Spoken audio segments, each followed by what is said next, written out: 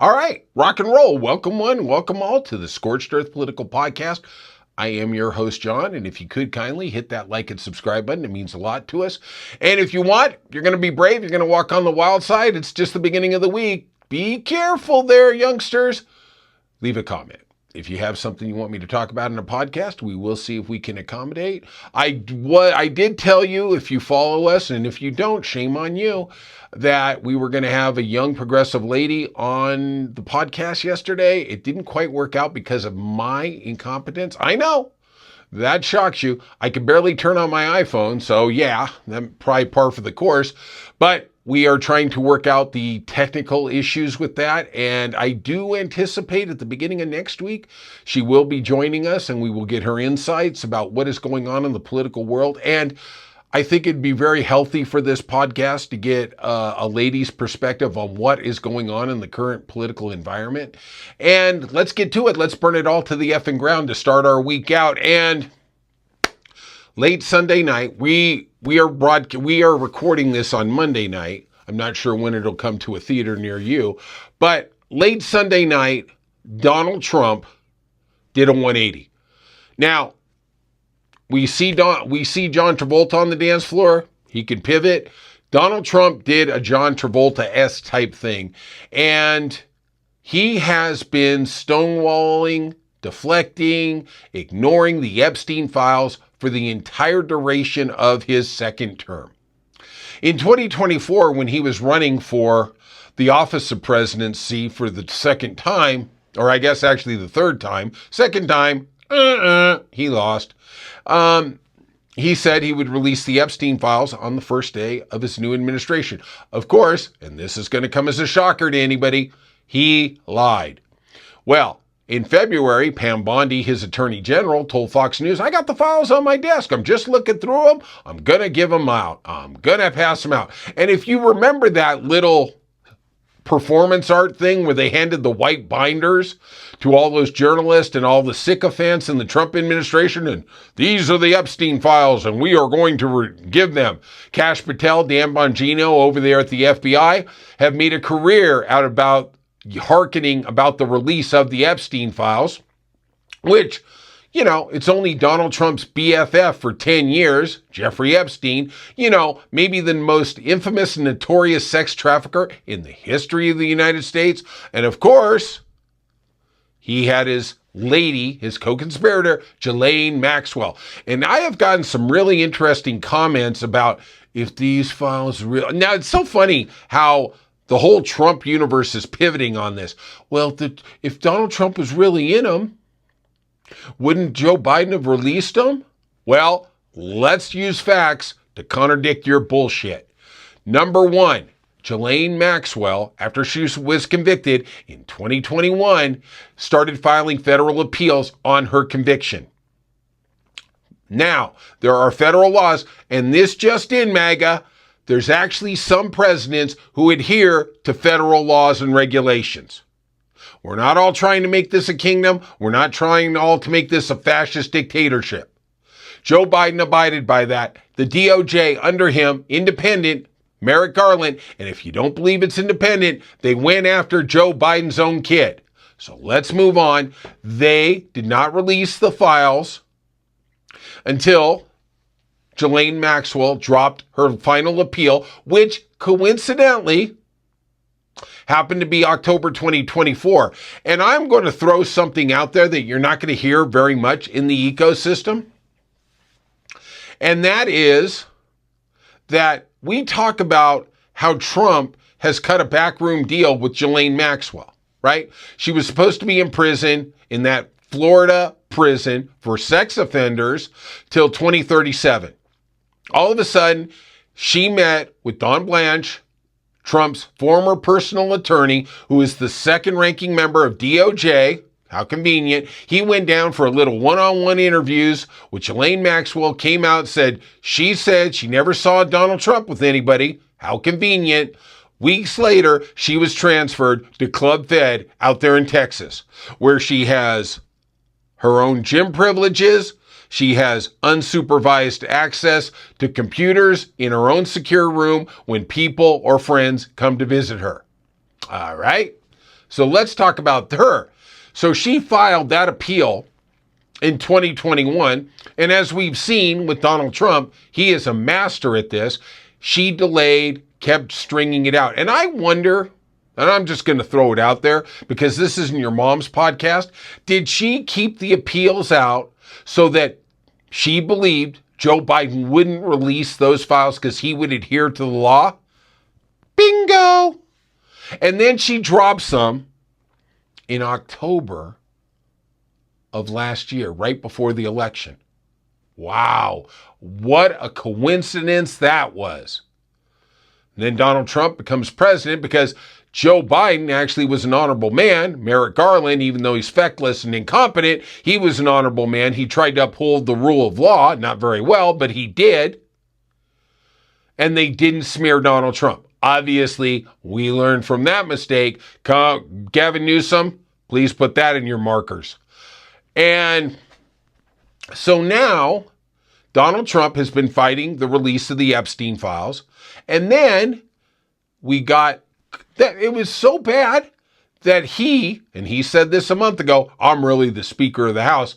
They kept the House out of session for over 6 weeks so they could not certify the newest Congresswoman from Arizona who was the 218th vote for disclosure of the Epstein files. Now, this week, the House is going to vote on it. Sunday night, Donald Trump did that 180, and he said the Republicans could vote to release the Epstein files. I'm going to tell you something that you don't really hear. I had this take earlier this morning, and then I saw it coming out a little bit, but I do think the mainstream podcasters and the legacy media are really missing what the problem is here. Donald Trump said that the Republicans could vote to release it. Here in this, why didn't he just release it Sunday night? Why didn't he just say, you know what? I'm going to direct Pam Bondi to release all the files right now. There's a lot of reasons I think he didn't do that. First of all, I think there's caveats and cave-outs in this bill that protects him as president. Remember the Wall Street Journal earlier this year, their report that DOJ had a staff of 800 people combing through the Epstein files to remove Donald Trump's name everywhere they could? That was a report.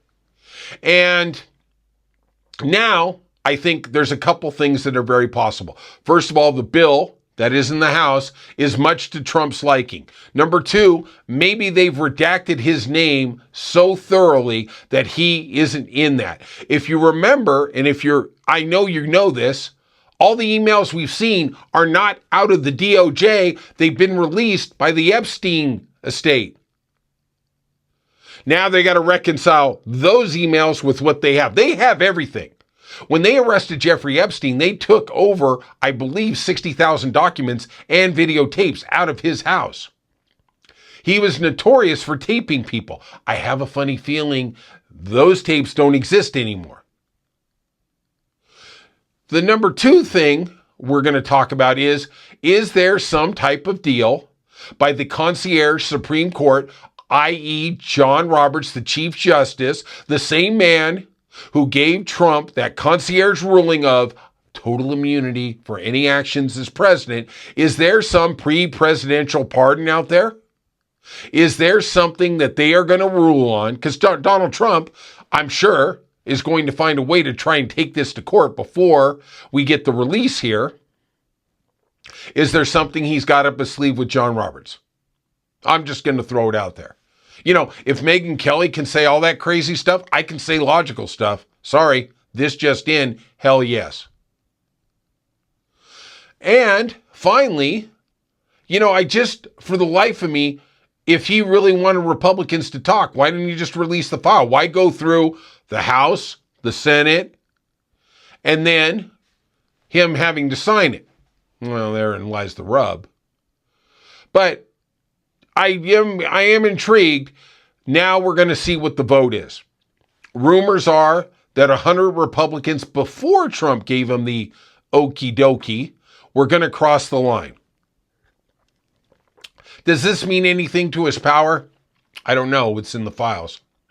I have a funny feeling they're either redacted or they're going to be whitewashed to the extent of, oh, we lost all kinds of things. This is a serious crime if they are going to literally get rid of evidence. That is a serious federal crime. Now, the thing is, the rub is, the statute of limitations for that is 5 years federally. If the next administration is Democrat, they can go after all these people. You cannot pre-pardon them for crimes they have not yet been charged with. Those are very, very big things. I don't know enough about how the presidential power is going to be wielded, because we do see, and especially in our second story today, how egregious this administration is with it and how corrupt they are with it. But we will see going forward. I do not think this is as earth-shattering. The Trump administration has something up their sleeves. I know they're incompetent. I know they're inept. I know they're corrupt, but there has to be a play here.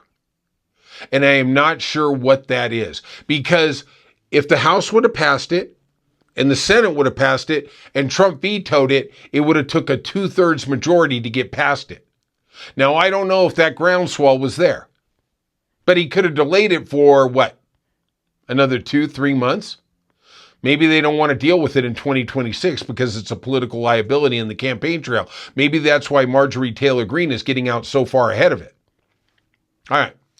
I'm going to tell you a story right here that disgusts me and angers me to no end. I will say this.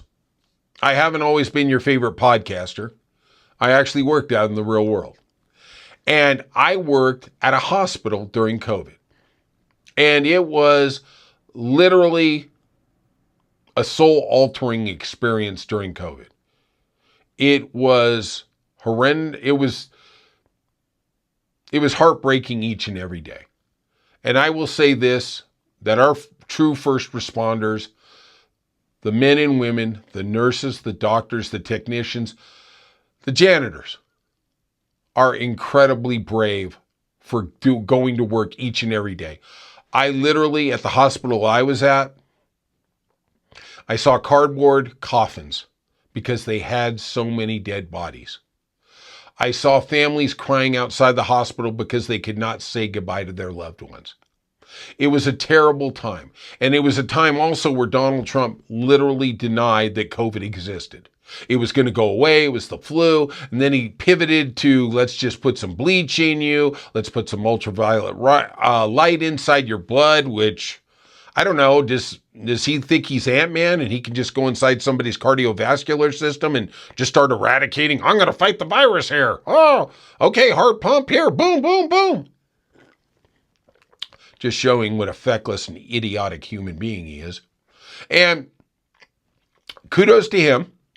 Under his administration, the COVID vaccine was developed. It did come to market.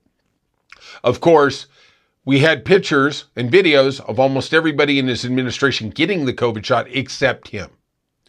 I think truly where the COVID divide became prominent and prevalent was when he almost died at Walter Reed, and then he came back and landed on the South lawn and ripped the mask off his face and threw it to the ground. That was the moment where he told 40% of America, this COVID thing, you don't have to worry about. Of course, in 2 years, we lost over 1.5 million people in this United States. These 500,000 numbers are such bullshit. They're such bullshit. I don't know what they're talking about. We were losing 5,000 people a week in New York City alone.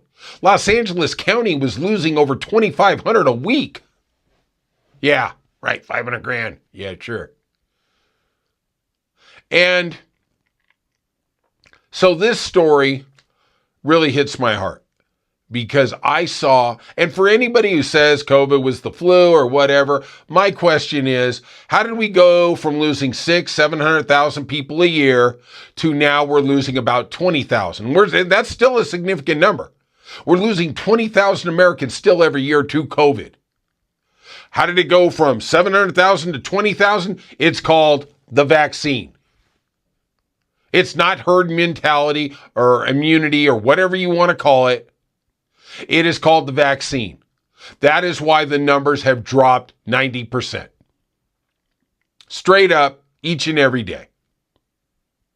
They're still significant. They're still a threat. They're truly one of the most deadly viruses out there. But compared to what we dealt with in 2020 and 2021 and part of 2022, thank you, Joe Biden, for becoming president and saving so many Americans. You know, the UN Health Agency speculates if COVID vaccine had not been developed, and I give kudos to Donald Trump for this, go ahead and mark it down, that over 3.5 million Americans would have perished. I think that might be light, but that's the number. So we're going to talk about a story from this past weekend that may have escaped your purview. We know how corrupt the Trump administration is. We know how they give passes to any criminal who has a red hat on. Well, it seems like they found another gentleman in Utah who I would consider the scum of the earth. Yes. His last name might as well be Trump. His name is Dr. Moore. He's a Utah plastic surgeon. And during COVID, now wait for this, he threw away, he was criminally charged with throwing away tens of thousands of dollars of vital and effective COVID vaccine medicine. He was also criminally charged with giving saline injections to children and claiming it was the COVID vaccine. Yeah. I want you to really ruminate on that one for a second. And then finally, he has to get the trifecta. He gave out fake COVID vaccine cards. His trial was supposed to start yesterday, Monday. Saturday, what happens? Attorney General Pam Bondi, not too busy releasing those Epstein files, so she's got to go and rescue him. And she gave him, they dropped all federal charges against plastic surgeon Moore. Pam Bondi had a real cute thing. He was facing 35 years in prison for his criminal offenses. These aren't made up. Oh, yeah. If you're MAGA, it's made up just like all the January 6th stuff, right? She said, as she dropped the charges Saturday, Dr. Moore gave his patients a choice when the federal government did not. He did not deserve the years in prison he was facing. Wow. So let me get this straight. A doctor, on his own, can make a decision that is contrary to everything that is being given out by health officials, mandates, laws. He can just decide on his own. Okay. Pam Bondi said he gave his patients a choice. I have a question. Maybe somebody out there in the MAGA world can explain this to me. Please talk to me about the abortion issue. This man went against laws. Okay? He decided what he wanted to do was better than what the edict was from the federal government. What about the 25 states that have severe restrictions on women's reproductive freedom? What happens if a doctor there says, you know what? I'm going to terminate this fetus because it threatens the mother's life, but you're in a state like Arizona, Texas, Alabama, Mississippi, keep on going. Got 21 more to go. It says you can't do that. If the doctor does it, they are being criminally prosecuted under this administration in these red states by these fascist Republicans. So on one hand, the fascists say, hey, the COVID vaccine, he can do what he wants. But if you're giving a woman a chance to actually live and survive a terminal fetus or a pregnancy, or I think the word is I'm just pulling a brain fart right here, but it's where the fetus has no chance of living and it's outside the ovaries. Whatever it is, you can drop it in the comments. I'd appreciate it. But what I'm saying is, this is an administration that does not give 35, 40% of the women in this country the right to their own bodies, but they give this doctor the ability to throw away vital COVID vaccines that could have saved other people in other municipalities, that injected kids with saline solution and said it was the COVID vaccine. So now we don't have any reliable markers on what is actually going on with the COVID vaccine, because now we're flummoxed. Security and health officials are like, well, how come there's an outbreak of COVID in that area when there's 98% or 88% of the kids there have been inoculated or vaccinated? Whoa, come to find out, we got doctors like this Dr. Moore who actually weren't vaccinating the kids and they were just lying. Yeah. I wonder, do you think he financially profited from it? Yeah. You know, fun fact,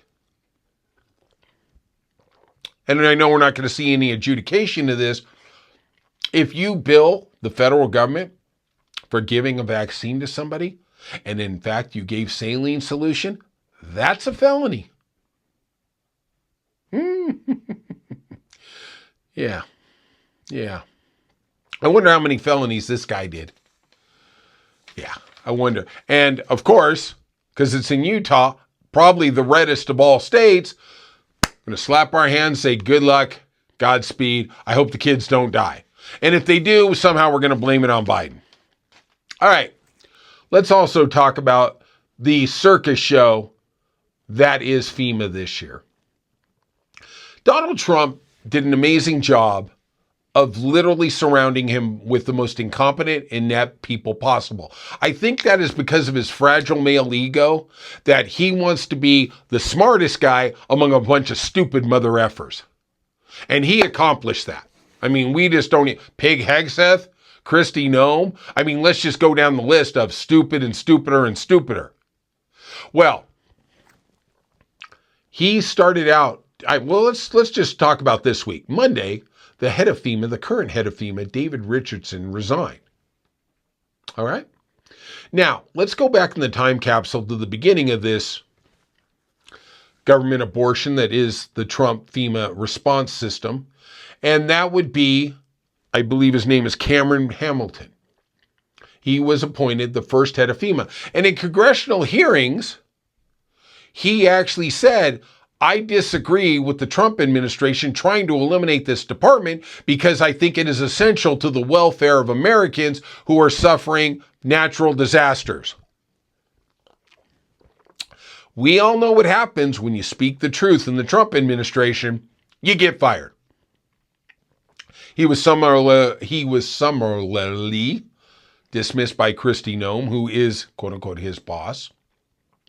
Then she put in this tool, David Richardson. He's as dumb as a light bulb. And on his first day, he said, if you get in my way, he's telling this to his staff, if you get in my way, I will run you over. That is really great for the MAGA billboards and the Reddit post, but for team building, to building a cohesive government agency, not so much. And then he met his FEMA staff, and on the first day of that, he didn't know what hurricane season was. This is the head of FEMA, Emergency Management Agency, for disasters. He didn't know hurricanes exist. This just in, Dave. Why don't you head down to the Gulf Coast, see what's going on in Florida? They may have a story or two to tell you about hurricanes. Head to New Orleans, ask them code word Katrina. You may be in for some information. So he took over because those two statements weren't disqualifying. To me, they'd scared the bejesus out of me. But okay, this is the Trump administration. When you have the blind guy driving the train, you just keep letting him go. It doesn't matter. Let's go. It's all about the optics. Maybe we can get a cute video of the train colliding with another train and say it was immigrants driving both. But he, in his biggest snafu, botched the Texas flood response. There were people, I want to try and find the correct word. There were employees at the weather monitoring service who were cut in the Doge cuts that he never replaced and staffed correctly. Thus, Texas couldn't get an adequate warning of exactly how severe and when the flooding or the massive rain were going to hit the Midland area. Over 135 people died in those floods. Also, it was exacerbated by Kristi Noem making this little memo that anything over $100,000 would have to get her personal signature for it to be allocated. It was 48 hours until rescue workers were able to descend upon the scenes. There were some local people who descended upon it, but let us understand, FEMA, their job is to deal with disasters. I have told you on this podcast, I went out to the Altadena fires in Los Angeles earlier this year, and I was under the great Joe Biden. The FEMA response in the wake of such a horrible tragedy was amazing. They set up camp at a local high school. They had tents, they had beds, they had food, they had water. They also had booths to help people apply for the federal loans. They do not have that anymore under the Trump administration. If your house gets wiped out from a hurricane, cyclone, flood, fire, whatever, good luck trying to figure out the federal response, federal forms. Let me tell you, as someone who's had to deal with federal forms this year, good effing luck trying to do it on your own. Good luck. And the administration here is doing the same thing they're trying to do with the education department. The rumor and their stated goal is that they want to eliminate FEMA by the end of 2025. All right. Natural disasters come to everybody in this country. Floods, fires, cyclones, hurricanes. They are something we all have to deal with. And this is our American government. And honestly, for the people, by the people, for the people. This Trump administration has forgotten that as they try to enrich themselves in their vanity projects and stuff their bank accounts with as much money as they can for the next 3+ years before they get their presidential pardons walking out the door. All right, final story. Let's talk about foreign students in America. We got some amazing statistics. This September was the first full college year under Trump 2.0. We found out some very alarming statistics.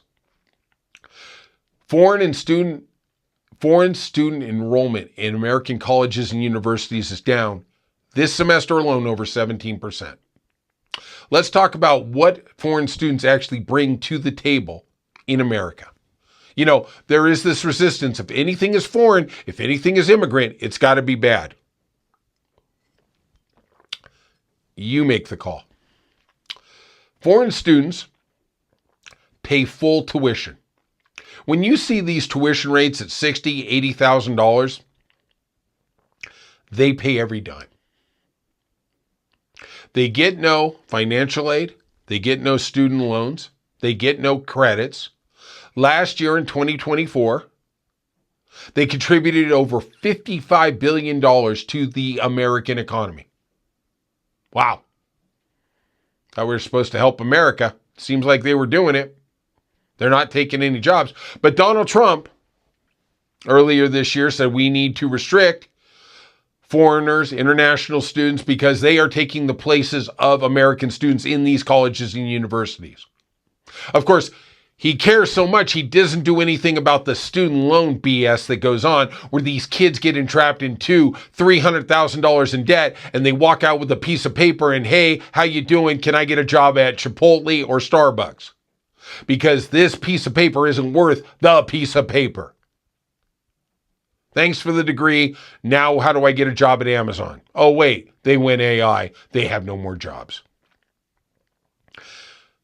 Because foreign students pay full pop, the ROI or the subsidy that they allow American students in their college going experience is basically their bill gets cut anywhere between 16 to 20%.